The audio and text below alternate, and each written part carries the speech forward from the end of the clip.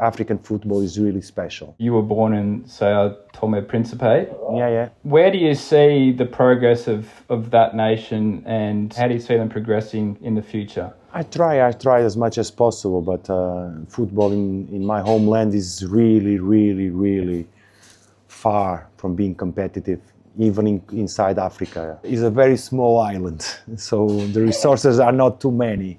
We don't have too many players playing away from São Tomé.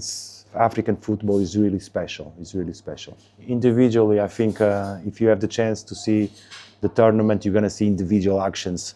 And there's so much unpredictable in their actions. There are some teams, they are still a little bit anarchic, and it's fun to watch. It's really fun to watch. You have many African players that play in the Premier League for many years, and then they play for their national teams. So the moment that these players decide to become managers, with all the knowledge that they have from the Premier League and European football, if they transform that knowledge and that chance into their national teams, eventually we'll start seeing these players or ex-players coming back to the game as managers. If the number increases dramatically in African players being involved in high, top level football, then you're gonna have a lot of prospective or possible managers. That's why I believe that it's gonna become something really normal.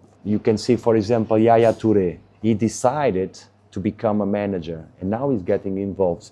And if you multiply that to Olayana, Ayobi, all these players that are here so many years, and if their decision is to become managers, the number of black managers will increase dramatically. So the clubs will have many options to decide. That's why I believe that we will become eventually natural in terms of managers.